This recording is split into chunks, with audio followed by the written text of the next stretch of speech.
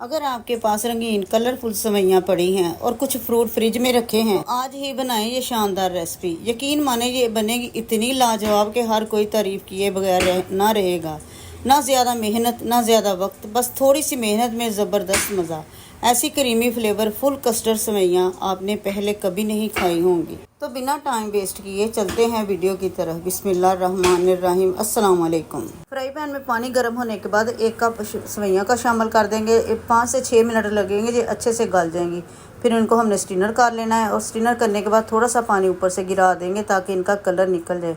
अब कढ़ाई में जिसमें हमने कस्टर्ड बनाना है उसमें हम 1 किलो दूध शामिल करेंगे और पौना कप हम चीनी का शामिल करेंगे। चीनी को भी अच्छे से मिक्स कर देंगे। इसको बाद इसको उबाल आना शुरू हो जाए तो इस टाइम पर आकर हमने इसका मीठा चेक कर लेना। अगर तो आपको लगे कि कम है, आप 1-2 चम्मच और भी शामिल कर सकते हैं। मीठा ज़रूर चेक कीजिए क्योंकि मीठा थोड़ा तेज़ होना चाहिए दूध में।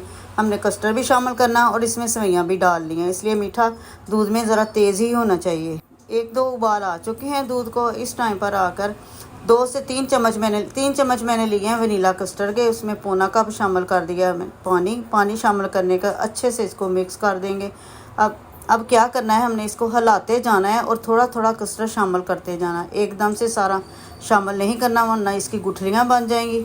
एक हाथ से कस्टर्ड शामिल करते जाएंगे, दूसरे हाथ से हम इसको फेंटते जाएंगे, हिलाते जाएंगे ताकि इसकी गुठलियाँ ना बने। और फ्लेम को मैंने स्लो रखा हुआ है ताकि इसकी गुठलियाँ ना बने। और 3 से 4 मिनट तक इसको पका लेना ताकि इसका कच्चापन ख़त्म हो जाए। 3 मिनट हो चुके हैं तकरीबन इसको पकते हुए। अभी मज़ीद इसको 1 से 2 मिनट और पका लेंगे ताकि ये थिक हो जाए। पकाने के बाद हमने इसको ठंडा कर लेना। ठंडा करने के बाद हमने इसे पूरा पैक क्रीम का शामिल कर देना। क्रीम शामिल करने के बाद इसको अच्छी तरह से हमने इसको मिक्स करना है। रेसिपी अच्छी लगे तो लाइक करें, शेयर करें और अगर आप चैनल पर न्यू हैं तो सब्सक्राइब करें और बेल आइकन को ज़रूर क्लिक करें ताकि हमारी हर आने वाली वीडियो आप तक सबसे पहले पहुंचे। और रेसिपी को पूरा देखा करें ताकि कोई भी स्टेप आपसे मिस ना हो जाए। और एक प्यारा सा अच्छा सा कमेंट्स ज़रूर किया करें ताकि हमारी हौसला अफजाई हो सके। और जो बहन भाई हमें कमेंट्स करते हैं, पढ़कर अच्छा लगता है, खुशी होती है कि हमारी मेहनत ज़ाया नहीं गई। और यहाँ पर देखें क्रीम भी अच्छे से मिक्स हो चुकी है। और ये कस्टर्ड सेवइयाँ ना सिर्फ देखने में खूबसूरत हैं बल्कि जायके में भी लाजवाब हैं। ठंडी ठंडी, रंग बिरंगी और फ्लेवर से भरपूर। मेहमान आ जाएं या घर वाले, सब उंगलियां ही चाटते रह जाएंगे। ये इतनी ज़बरदस्त किस्म की बनेगी। अब क्रीम को मिक्स करने के बाद हमने जो सेवइयाँ उबाल कर रखी थी वो शामिल कर देनी है। और हाँ, मैं एक बात बताती चलूँ कि जब भी हमने क्रीम शामिल करनी है हमने कस्टर्ड को पहले ठंडा कर लेना। अच्छी तरह ठंडा करने के बाद फिर ही क्रीम को शामिल करेंगे। अगर हमने गर्म कस्टर्ड में क्रीम को शामिल कर दिया तो कस्टर्ड जो पतला हो जाएगा और क्रीम जो वो घी छोड़ देगी। और जो हमारा कस्टर्ड है वो क्रीमी तो होगा लेकिन वो फ्लफी सा नहीं बनेगा। इसलिए कस्टर्ड को पहले ठंडा करें फिर क्रीम को शामिल करें। अब सेवइयाँ को भी अच्छी तरह मिक्स करने के बाद मैंने कुछ फ्रूट कट करके रखे थे वो शामिल कर देंगे। थोड़े से केले और थोड़े से शामिल 2 अदद सेब थे वो बारीक बारीक कटिंग करके रख लिए थे वो शामिल कर देते हैं। और इसके बाद मैंने थोड़े से अंगूर पड़े थे वो शामिल कर दिए। इसके अलावा आपको जो भी फ्रूट पसंद हो आप वो शामिल कर दीजिए।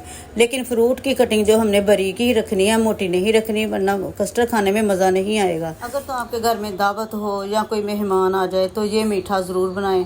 आप ऐसा कर सकते हैं कि एक दिन पहले ही कस्टर्ड बना कर रख लें, दूसरे दिन आप फ्रूट शामिल कर सकते हैं।